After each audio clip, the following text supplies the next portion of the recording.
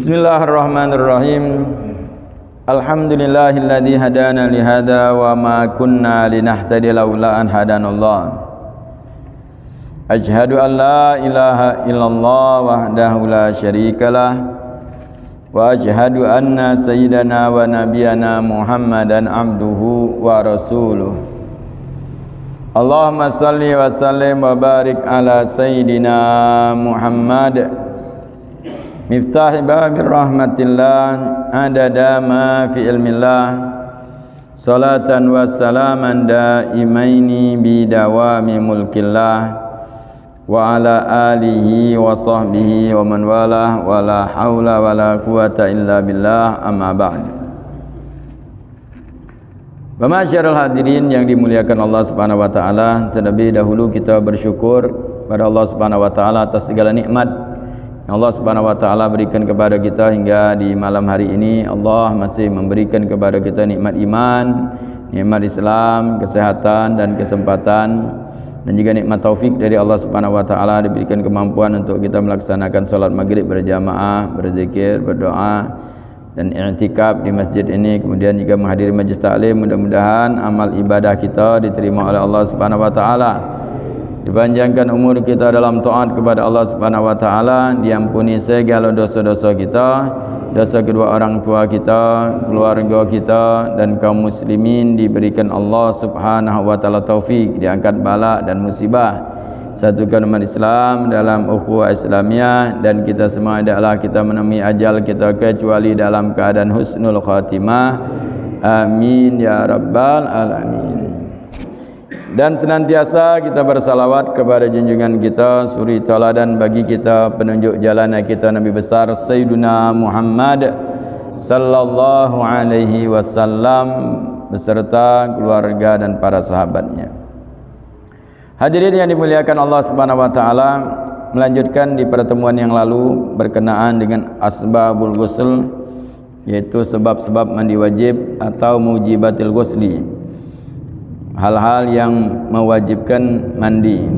Itu ada 6. Kadar mengulangi yang sudah kita bahas, yaitu yang pertama memasukkan hasyafah ke dalam farji, yaitu melakukan hubungan suami istri. Kedua, keluar mani atau air sperma. Yang ketiga, haid. Yang keempat, nifas. Dan yang kelima, melahirkan. Serta yang keenam adalah meninggal dunia. Itu sebab mandi wajib. Yang terakhir kita bahas yaitu melahirkan. Di sini dikatakan wanita yang melahirkan haruslah mandi, baik anak yang dilahirkan itu cukup umur ataupun tidak, seperti keguguran, walaupun ketika dan setelah melahirkan dia tidak mengeluarkan darah sama sekali. Begitu juga wanita melahirkan dengan cara operasi, wajib bagi untuk mandi sebagaimana fatwa Al-Habib Zain bin Ibrahim bin Sumaid. Wajib mandi sebagaimana terakhir kita bahas, wajibnya mandi orang yang melahirkan itu kalau tidak keluar darah nifas. Kalau seandainya keluar darah nifas, tidak wajib dia mandi. Setelah suci dari nifas baru mandi. Karena mandi itu wajiban kalau kita nak sholat. Sekarang orang yang nifas itu tidak wajib sholat, itu haram begini sholat. Maka kalau wanita melahirkan itu yang tidak keluar darah, kemungkinan misal operasi sesar tidak keluar darah dari kemaluannya atau belum keluar, maka berarti dia dalam keadaan suci masih. Wajib dia mandi, wajib sholat masalahnya, karena dia belum nifas. Kalau seandainya ada kondisi orang yang ketika melahirkan kemudian tidak keluar darah nifas atau belum keluar darah nifas, sebab ada sebagian dia mungkin sehari besoknya baru keluar darah, atau mungkin beberapa jam belum keluar darah dari kemaluannya. Seperti misalnya kalau orang misalnya operasi kemudian tidak keluar darah dia dari kemaluannya, itu belum nifas, tapi dia mungkin melahirkan, maka wajib sholat. Nah, tinggal bagaimana kondisi pada saat dia mau sholat, mandi kemudian tidak bisa mandi, kan pengganti mandi ada namanya tayamum. Sholatnya gimana? Sholatnya ketika dia tidak mampu untuk berdiri, ya duduk, tak bisa duduk berbaring. Kalau misalnya seperti orang sakit, kondisinya seperti orang sakit, tinggal kemampuan dia. Karena kewajiban mandi itu adalah syarat sahnya solat, maka wajib dia mandi. Karena melahirkan itu diwajibkan mandi. Tapi kebanyakan umumnya perempuan itu ketika habis melahirkan langsung keluar darah nifas. Jadi kalau yang keluar darah nifas itu tidak perlu mandi, tidak ada guna dia mandi. Karena mandi itu untuk kewajiban solat. Jadi wajibnya mandi itu adalah untuk solat diantaranya. Jadi makanya wajib mandi ini tidak harus dinamakan fauron, langsung. Tidak. Misal orang keluar mani, apakah langsung diwajib mandi? Tidak. Boleh dia menunda dikit. Misal malam, malam hari keluar mani, mimpi misalnya. Apakah dia langsung harus dia mandi? Tidak. Kalau dia nak solat, mandi. Makanya kalau misalnya orang itu keluar mani atau misalnya berhubungan suami istri di malam hari, dia tidak kepengen nak mandi langsung,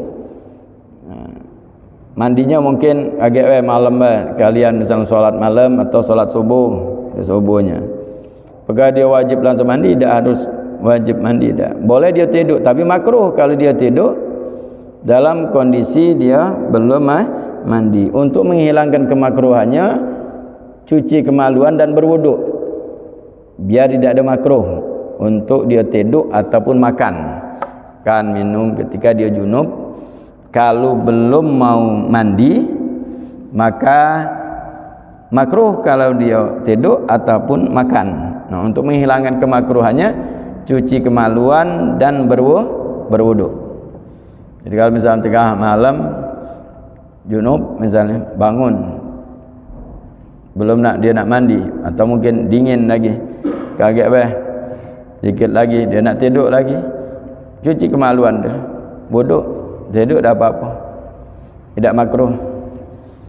Jadi ketika dia tidak ada wuduk atau tidak cuci kemaluan, maka makruh baginya makan dan minum. Jadi tidak ada wajib langsung dia mandi. Jadi wajib itu ketika dia melaksanakan sesuatu yang disyaratkan untuk dia mandi. Itu yang melahirkan yang kelima dari sebab mandi wajib. Sekarang yang keenam adalah meninggal dunia. Kewajiban bagi orang yang hidup. Yang kita kemarin lah bahas sebagian tentang masalah ini, mandikan bagi orang yang hidup diwajibkan. Orang Islam yang meninggal dunia, fardu kifayah atas muslimin yang hidup untuk memandikannya. Jadi orang tersebut harus dinamakan muslim, wajib mandi. Kalau orang kafir tidak wajib bagi orang muslim. Tapi kalau mandikan boleh. Orang kafir misalnya dimandikan, boleh mandikan. Tidak suatu kewajiban, tapi kewajiban orang Islam sesama muslim. Jadi orang yang meninggal itu orang Islam syaratnya, meninggal wajib dimandikan. Karena wajib 4 hal. Dalam bab mayit akan dibahas tentang masalah jenazah, lengkap tentang masalah ini, yaitu mandikan, dikafani, solatkan dan dimakamkan. Sekarang mandinya wajib itu kalau orang Islam.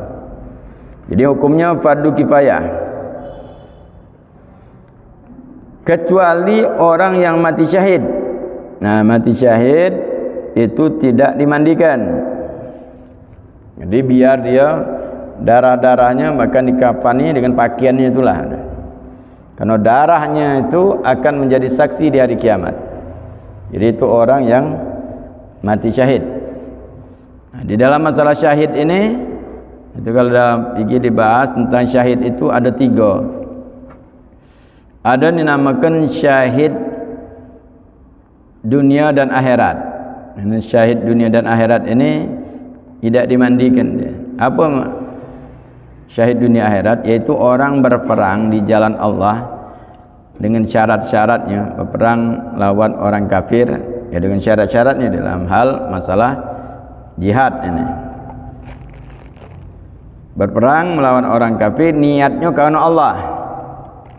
Jadi niat dikarenakan Allah Subhanahu wa taala, maka ketika dia meninggal di peperangan tersebut, maka dia dinamakan syahid dunia dan akhirat. Apa syahid dunia dan akhirat ini? Yaitu di dunia dia diperlakukan bagi orang syahid, tak boleh tak dimandikan. Di kafan dimaki pakaian itulah dimakamkan dan tidak disolatkan, dimakamkan. Karena hukumnya itu zahirnya. Di akhirat berkumpul dengan orang mati syahid. Makanya syahid memang orang masuk surga tanpa hisab dan bisa memberikan syafaat, pertolongan kepada siapa yang nak ditolongnya dari keluarganya.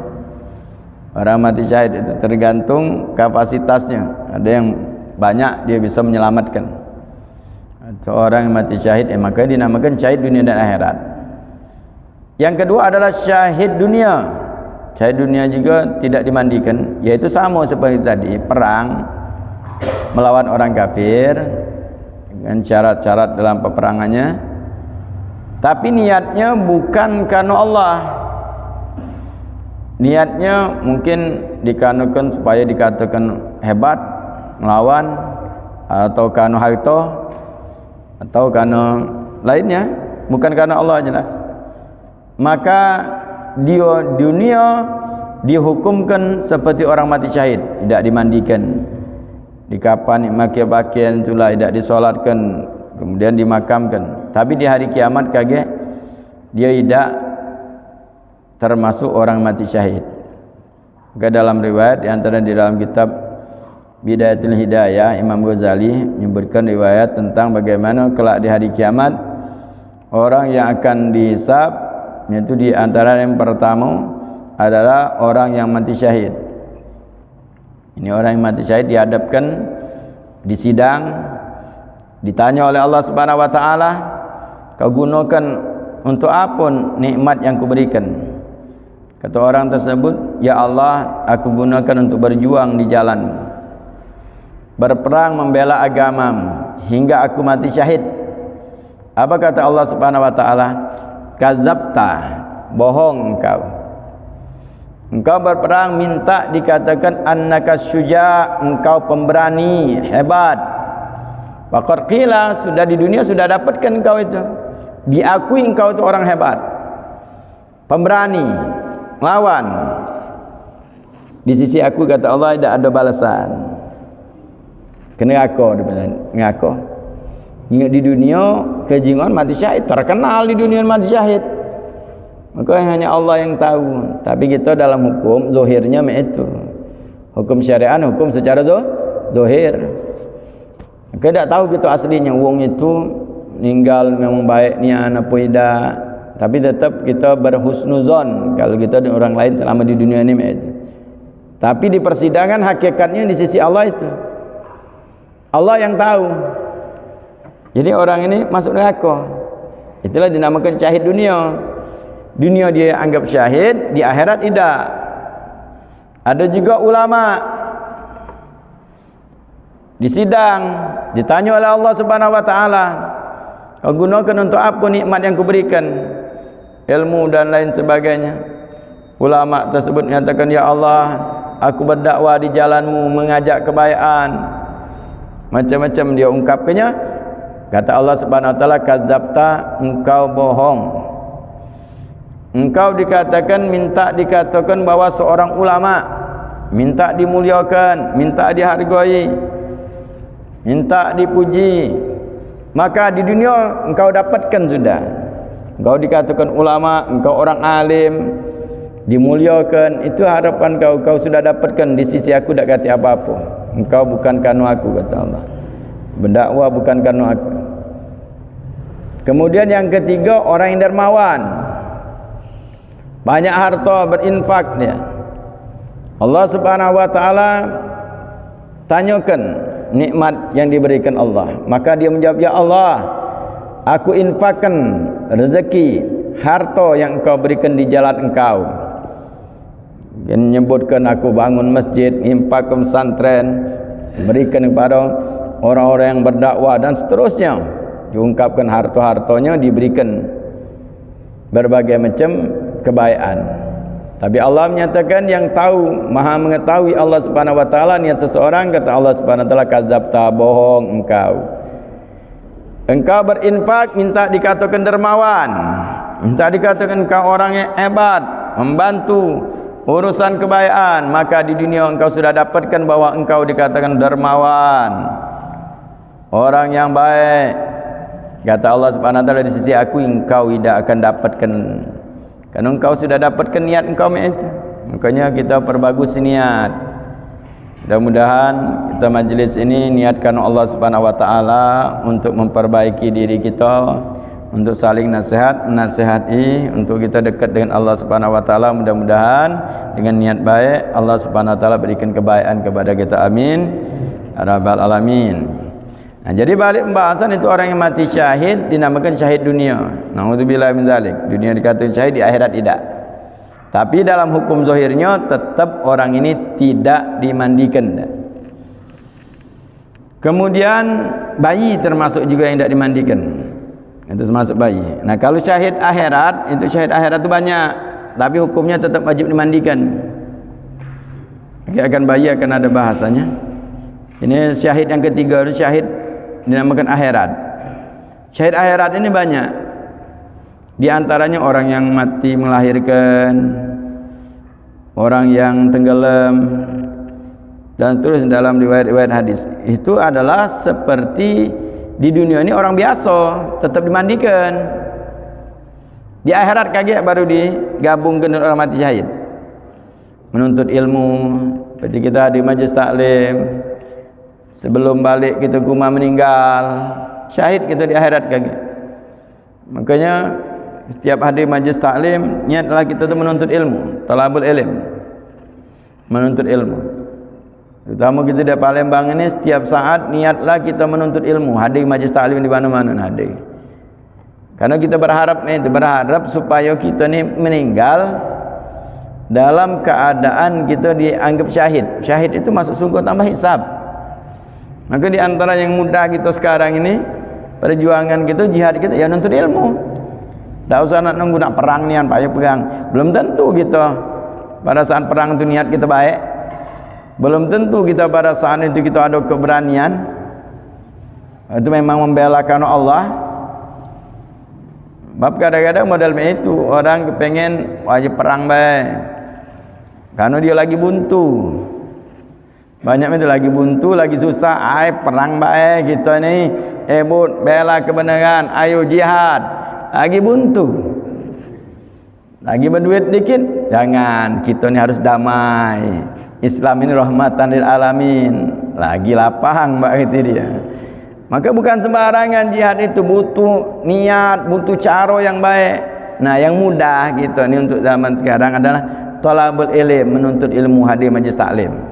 Itu jihad kita sekarang ini. Sama mendapatkan apa? Mati syahid. Banyak majlis taklim kita hadiri, niat kita menghadiri majlis taklim, pengen mati syahid. Itu niat paling simpel niat kita. Nuntut ilmu supaya kita mati syahid. Karena memang itu lah, kita nunggu meninggal kita nih. Nunggu apa dia lagi kita nih? Kayo kata bucunya. Nah, kayo ni anda. Nah, kita ni meninggal dalam keadaan baik itu kita. Meninggal dalam keadaan menuntut ilmu, mati syahid. Ini luar biasa kalau niat itu baik. Maka ada namakan Syekh Al-Haffar. Haffar itu adalah penggali kubur. Sering mungkin mendengar cerita ini. Seorang muslim penggali kubur dia, gawenya itu. Ada orderan gali kubur. Di antara ini gawian yang makruh. Karena berharap mati. Gali kubur, kata gawe lain.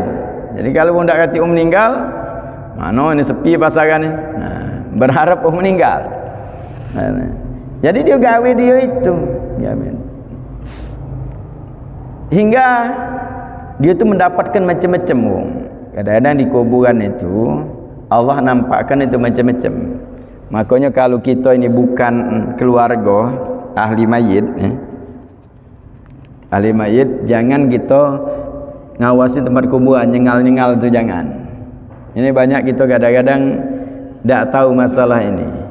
Dulu masih orang tu menjalankan sunnah, menjalankan syariat dengan betul. Kalau orang nganter jenazah itu, kalau sekarang ni tidak latih lagi, mungkin ada sebagian. Jadi kalau dikuburkan itu, maki selimut itu penutup, ini ditutup kuburan tu. Ke bawah ni sambil, bukan pucuk ini dah, ke bawah. Biar orang yang di bawah tadi keluarga, makin panggil mana keluarganya? Masuk ke bawah keluarganya. Ini di bawah. Ini tutup. Sampai dia ditutup galo, tidak kejingoan lagi, baru ini dibuka. Sekarang nak katik lagi tu. Karena masalah itu orang tak tahu sebabnya sebenarnya. Sebab nutup itu ada yang kau dari panas. Kenapa? Panas, jadi nutupnya macam ini. Kan itu ada yang bagian nutup. Nah, ini kayaknya nutup. Tapi nyengal banyak juga. Nyengal. Ada ngajar pucuk tu kami pula ngajar yang bawah tadi bingung. Kakinya, palaknya geser dikit dengan sana. Itu tak perlu kalau yang bawah tu faham, tak perlu tutup itu di bawah. Nah, kalau tak tahu sebab, orang kadang-kadang ketika beramal tidak tahu sebabnya. Karena apa? Itu yang hingga akhirnya bergeser, hingga meninggalkan amal. Nah, gara-gara ini tadi, sebabnya itu sebenarnya ditutup kalau ada aib yang ada, tidak tahu, hanya keluarga yang tahu.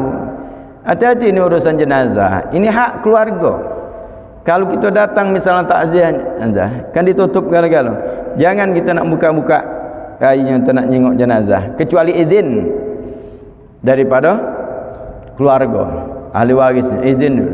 Misalnya jenazah, kita misalnya kawan kita takziah, nyengok dia meninggal, nak nyengok kita, izin dulu, izin keluarganya, izin aku nak nyengok. Dia izinkan baru, tidak diizinkan jangan.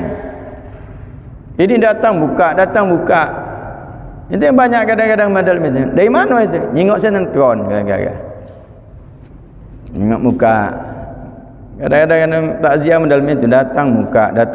Ngapalah jangan buat ni tak yakin apa dia ni meninggal. Kena nyengok meninggal nian. Itu tak boleh. Harus izin. Mandikan itu.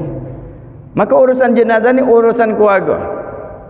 Mandikan, mengkafani, sampai nyolatkan, nguburkan, itu hak keluarga. Imam solatnya itu, kecuali ada izin. Maka yang mandikan diizinkan oleh keluarga. Mandikan ini, dah baca kami keluarga, kami bantu baru wong tadi yang mandikan. Istilah kalau sekarang Bilal.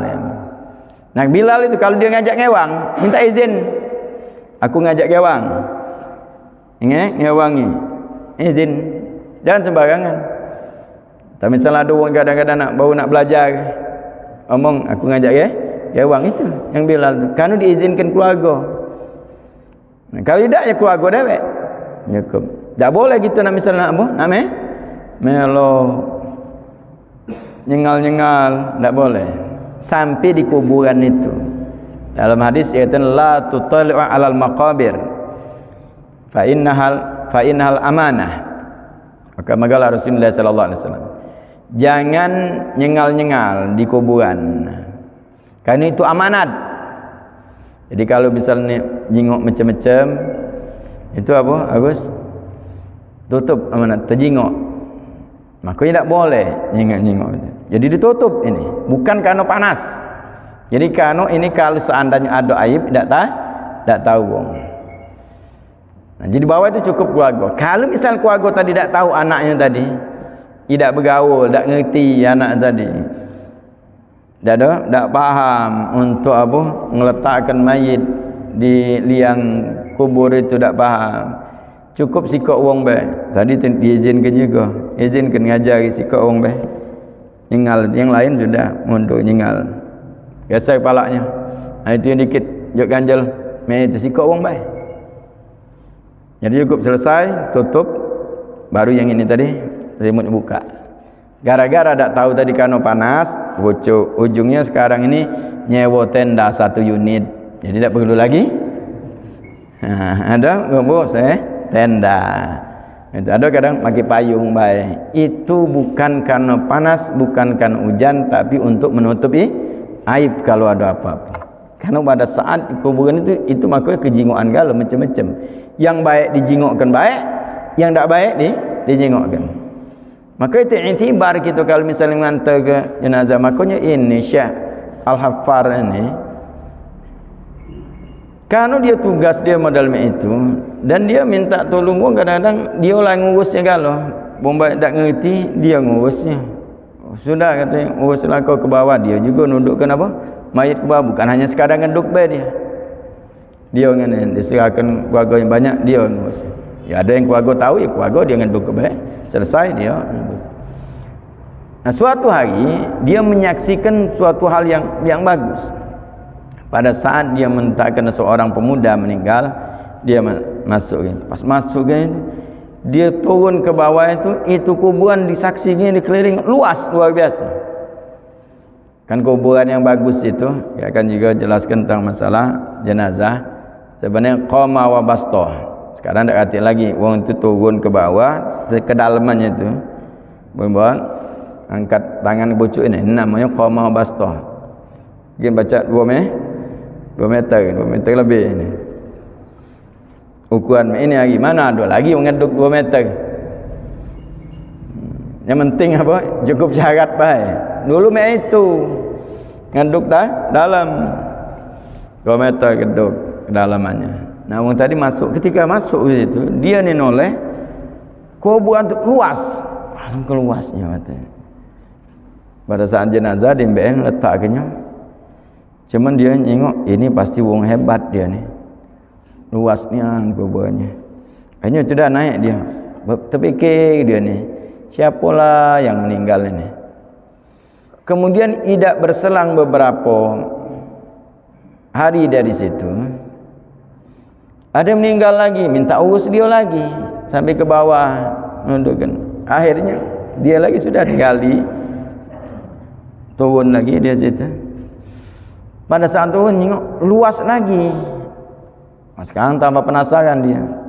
Dia berani noleh dia tu. Luas terang. Akhirnya sekarang tolehnya ni kan tengok. Luar biasa. Kebun-kebun yang indah tak pernah dia jengok. Luas. Alangkah hebat. Ini hebat orang ini kata. Apalah amalan dia ni. Juati dia itu sambil dia ngurus, selesai. Keluar dia bertanya, habis selesai dia bertanya dengan orang yang apa? Yang ngantar tadi. Ini siapa yang meninggal ini? Maka orang ngomong ini yang meninggal ini pemuda. Tak kata keluarga lagi, ibunya tu lah ada katanya. Maka minta uruskan ibunya cuma ada.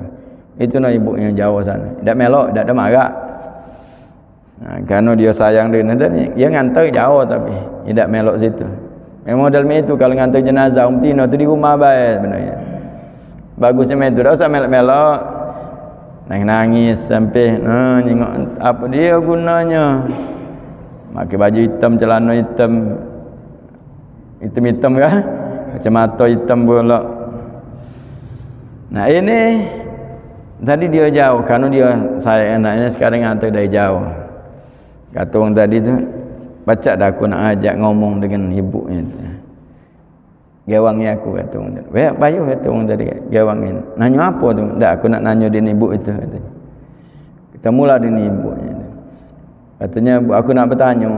Katanya, tanya apa tu ibu? Ada apa anak aku? Tidak ada katanya. Aku tadi masukkan jenazah tadi. Dia kata, luar biasa luasnya kuburannya. Aku saksikan luar biasa. Nah amalan dia tu siapa? Apa dia? Kalau tempoh hari pernah juga model itu juga. Aku pengen tahu baik amalannya tu apa. Kepengen aku nak beramal macam itu. Umurlah tua. Pengen surga tu lapang. Kata ibunya, dia ni meninggal nuntut ilmu. Tempoh hari kakaknya meninggal. Itu nak kuburannya. Rupanya dia jenguk tadi, dua beradik dia ni meninggal kalau dalam menuntut ilmu. Meninggal dalam menuntut ilmu dia. Baik menuntut ilmu meninggal. Belum sempat dia lulus sudah meninggal. Baik kalau kita sekarang pesantren dia meninggal di pesantren. Kata yang gali kubur tadi, alangkah beruntung ibu katanya. Dua anaknya itu aku saksikan nian. Akhirnya sudah itu baik, terima kasih ininya. Berarti amalannya itu selesai daripada itu. Dia mikir, kalau itu lah mak aku pesantren baik. Duduk pesantren, meninggal, kuburan lu luas. Untuk apa lagi aku apa? Duduk sini gali kuburan nunggu meninggal.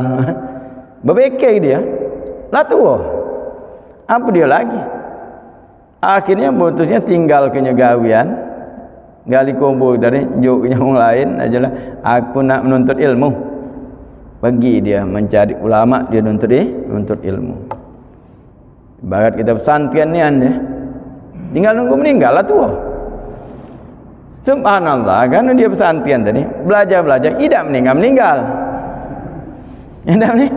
Tidak meninggal, belum lagi meninggal. Akhirnya belajar jadi ulama dia. Jadi pintar dia. Jadi ulama walaupun sudah tua. Harapannya cuma nak nunggu meninggal meninggal dalam keadaan menuntut ilmu. Ternyata dia Allah kendaki lain, Allah panjangkan umurnya dan Allah jadikan dia ulama. Dia ulama, dia berdakwah dan anak-anaknya menuntut ilmu kan. Sampai anak-anaknya betul menjadi ulama. Tidak ada banyak orang-orang kitab luar biasa. Gelarnya Al-Hafar kan. Al-Hafar itu penggali kubur. Karena dia tadi niat dia sebenarnya untuk meninggal. Biar meninggal kuburannya luas, tapi Allah ngendaki lain, dia jadi ulama. Nah, orang dulu tu model itu setidak-tidaknya niat di dalam menuntut ilmu itu bukan nak kepengen apa dia nak dipuji wong segala macam, tidak, kepengen meninggal dalam keadaan menuntut ilmu. Itu dicari ulama. Makanya ulama-ulama dulu walaupun dia sudah alim lah macam tetap dia belajar, tetap baca kitab. Kadang-kadang makanya ulama sudah hebat, ada ulama lain di luar dia bawa baca kitab. Padahal kadang-kadang dia yang belajar ini lebih pintar. Tapi ada kesempatan untuk belajar. Ada di Hadramaut sana Al-Habib Hasan bin Shalih Al-Bahar. Luar biasa keilmuannya, amalnya hebat amalnya. Beliau itu dikatakan setiap malamnya solat 2 rakaat. 1 rakaatnya khatam Al-Quran, rakaat kedua 90.000 surat Al-Ikhlas tiap malam ini. Tegaknya dalam khatam Al-Quran ni kan, bukan sampai ujungnya baik. Dari 1 rakaat. Ini kalau sahabat dikatakan Imam Nawawi dalam kitab Al-Adhkar, sahabat banyak yang modelnya itu. Khatam Al-Quran dalam semalam solat malamnya. Di antara Sayyidina Utsman bin Affan. Itu baca. Amalan sudah hebat. Top luar biasa. Ketika ada ulama dari luar datang ke Hadramaut, kesempatan dia ada ulama datang dengan pakaian biasa, bawa kitab ini beliau karang dewek, dia yang ngarang kitab itu, tabarukan dengan ulama yang datang. Dia baca kitab, minta penjelasannya, baca kitab, tabarukan namanya, minta barokah ulama. Ketika dia baca itu kitab salat orang yang mugarrabun, salatul mugarrabin dikatakan, salat orang-orang yang dekat dengan Allah. Itu beliau karang salat beliau karang bagaimana salat yang baguslah orang-orang yang dekat dengan Allah, cara salatnya ini dia baca. Ketika beliau baca, ulama tadi dengar. Apa kata ulama tadi? Demi Allah dikatakan ulama tadi, kalau seandainya dikatakan aku baca dekat dengan orang yang pengarang kitab ini, aku akan jadi tukang nyuci kakinya, nyuci kakinya. Ada yang gewang tadi nak tunjuk tahu yang maco itulah pengarangnya. Tunjuk isyarat jangan tunjuk tahu yang maco itulah. Akhirnya ada gewang ulama tadi tunjuk komentar, ya Syekh, mungkin itu pengarang kitab itu hanya sekadar dia mengarang, bukan perbuatannya. Kata Syekh dari ulama tadi memang tidak, pengarang kitab ini dia ngarang itu solat dia katanya. Itu dia apa? Perbuatan dia, aktivitas dia tuangnya di dalam kitab. Makanya kalau aku seandainya dikatakan apa? Dekat dengan wong ini, pengarang kitab ini, aku akan jadi tukang cuci kakinya. Padahal yang maco tadilah pengarang yang jangan juk tahu, jangan juk tahu.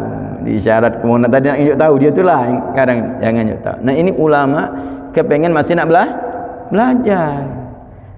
Jadi harapan kita itu kalau kita tinggal makanya kalau dalam majlis taklim ada niat Imam Haddad, di antara niat kalau belajar itu yang ngajar juga berniat nawaitu ta'allum wa ta'lim wa naf'a wal intifa wal ifada wal istifada.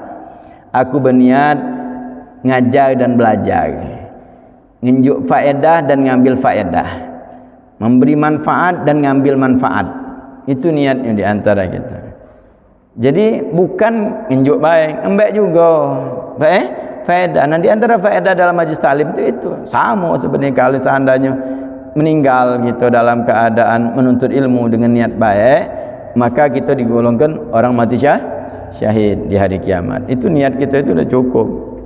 Kalau Allah ngendaknya kita jadi ulama, jadi ulama. Tapi orang yang pencinta ulama, pencinta majlis taklim, kabar baik bahwa orang yang mencintai ulama, mencintai majlis taklim, mencintai ilmu, dia menjadi ulama atau anak cucunya salah satu anak cucunya jadi ulama.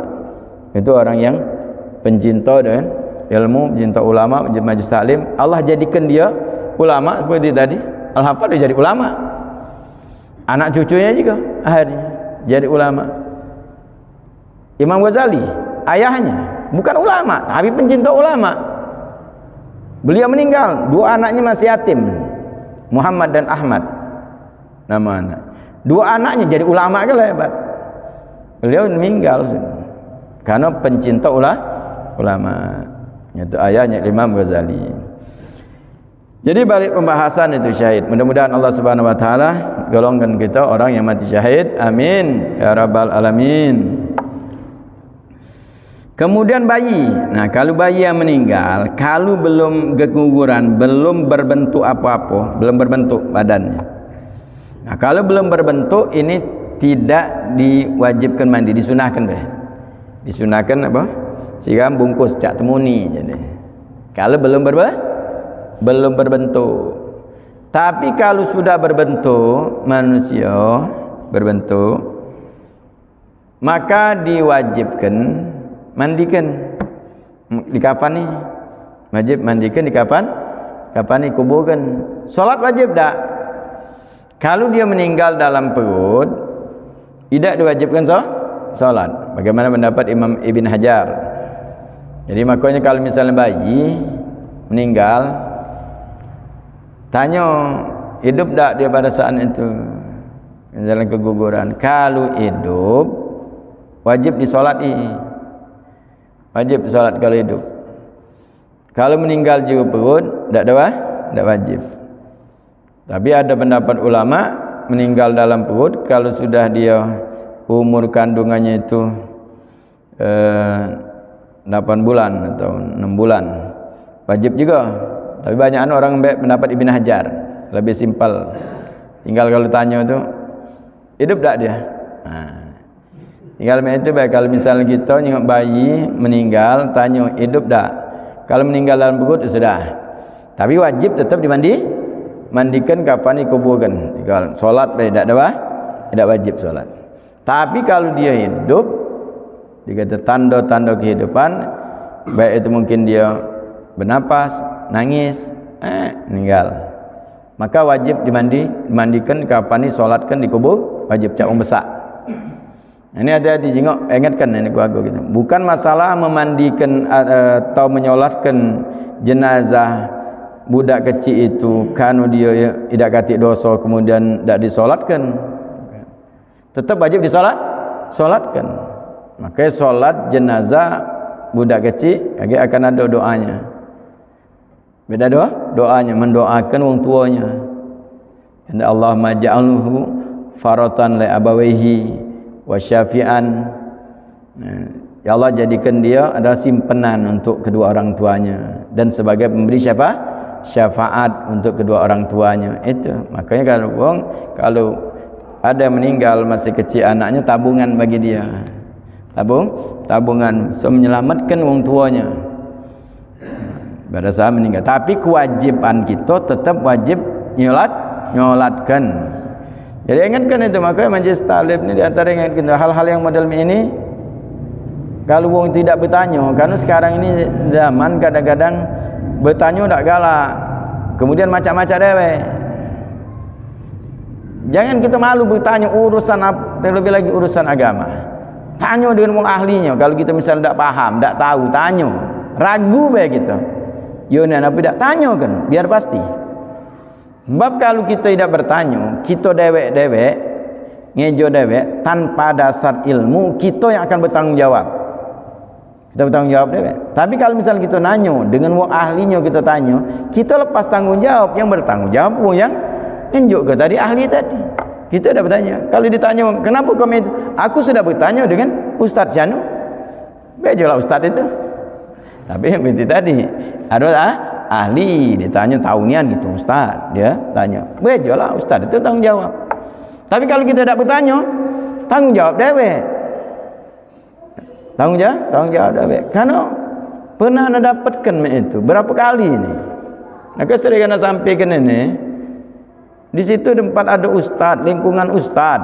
Tapi kan wong tadi tidak bertanya dan ustaz tadi juga tidak tahu. Fikirnya sudah bacalah itu. Tahulah itu, anda pernah itu. Ini lingkungan dia ustaz. Anda kenal di daerah itu ada ustaz. Sohiban, kan pada saat itu lewat ini sudah lama kejadian ini.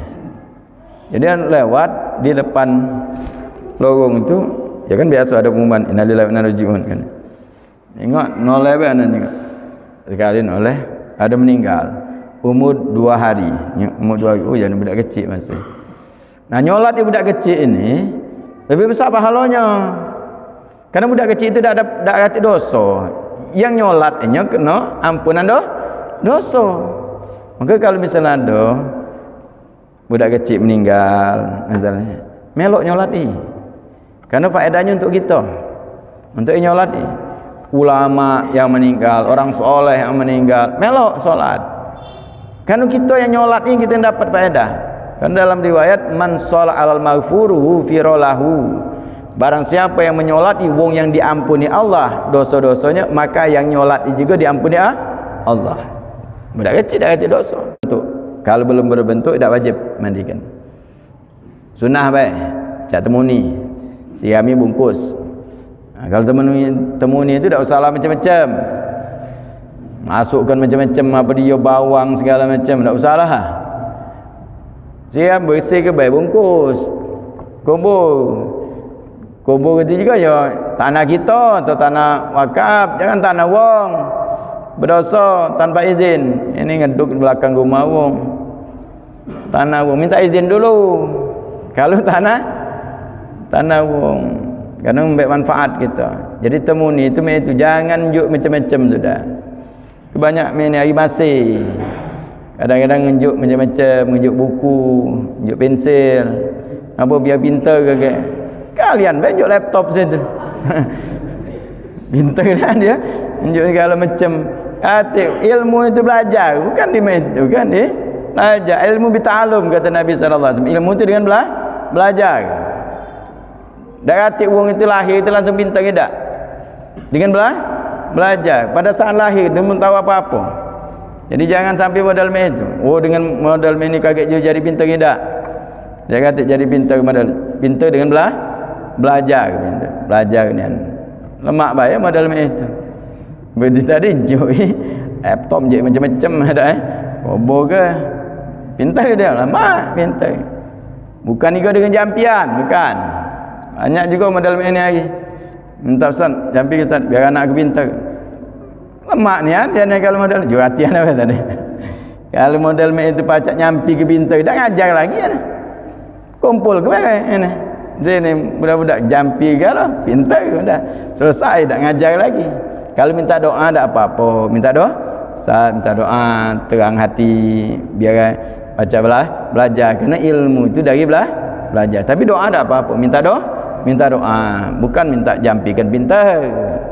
Didoakan biar dia rajin belajar, biar jadi ulama. Minta doa tak apa-apa. Minta doa dengan siapa baik kita orang baik kita minta doa. Anak-anak kita gawat doakan anak-anak biar dapat jadi diridai Allah Subhanahu wa taala, biar jadi pejuang Nabi Muhammad sallallahu alaihi wasallam. Itu doa, minta doa bagus. Tapi bukan untuk nyampikan biar pintar dah. Nah, jadi itu berkenaan dengan masalah bayi dan orang yang mati syahid. Karena masalah kewajiban mandi. Kalau dalam riwayat Imam Ahmad, orang meninggal dalam peperangan Uhud, dalam perang Uhud, ketika Nabi sallallahu alaihi wasallam tanya tentang masalah mereka, Nabi nyatakan jangan kamu mandikan mereka. Jangan dimandikan, karena akan menjadi saksi kelak di hari kiamat. Darah-darah itu lebih wangi daripada minyak wangi misik. Wangi luar biasa, bangga mereka itu saksi di hadapan Allah Subhanahu wa taala. Mereka berperang di jalan Allah Subhanahu wa taala. Mudah-mudahan Allah Subhanahu wa taala berikan keberkatan kepada kita, dan Allah Subhanahu wa taala berikan kepada kita ilmu yang bermanfaat. Amin ya rabbal alamin. Dan menutup majlis ini, kaget pembahasannya di pertemuan akan datang, itu fardu mandi. Fardu mandi ada dua zaman. Faslun furudul ghusli isnani an-niyatu wa tamimul badani bil ma'. Pasal menjelaskan tentang fardu-fardunya mandi ada dua, yaitu pertama niat, yang kedua menyiram seluruh badan dengan air. Itu ya cuman mudah, asal kita galak belajar. Itu mandi wajib, itu baca mandi wajib. Jadi ibaratnya kalau kita misalnya mandi di Sungai Musi itu, Musi dari berentum nyelam, niat juga nya. Niat mandi wajib. Aku berniat mandi wajib. Kena galah badan. Sudah. Kelar. Itu mandi wajib. Kewajibannya itu. Jadi kalau misalnya susah-susah mandi, mana mandi wajib? Itulah mandi wajib. Kalau bak kita modal baca besar, bendem juga bak tu, niat mandi wajib. Metu kelar sudah. Nah, itu namanya mandi wajib. Dua ikut, tapi niat. Makanya innamal a'malu biniat. Kan kita ni sebenarnya mandi itu tiap hari sudah mandi. Kita ni kalau tak mandi sehari, mampulah itu. Jadi kalau kita misalnya mandi, bedanya niat. Mandi tiap hari. Mana membedakan masalah mandi wajib dan mandi biasa? Kan ni niat. Niatnya cukup dengan bahasa kita jadi, aku berniat mandi wajib. Sudah. Seluruh badan kena galah, sah. Sudah sah mandinya. Nah, insyaallah pembahasannya akan kita bahas di pertemuan akan datang. Mudah-mudahan Allah Subhanahu wa taala berkahi kita dan juga keluarga kita, dan Allah Subhanahu berikan kepada kita seluruhnya husnul khatimah. Innal maut rabbana taqabbal minna innaka antas samiul alim, tub alaina innaka antat tawwabur rahim. Sallallahu alaihi wasallam Muhammadin nabiyil ummi wa ala alihi wasallam. Walhamdulillahirabbil alamin. Assalamualaikum warahmatullahi wabarakatuh.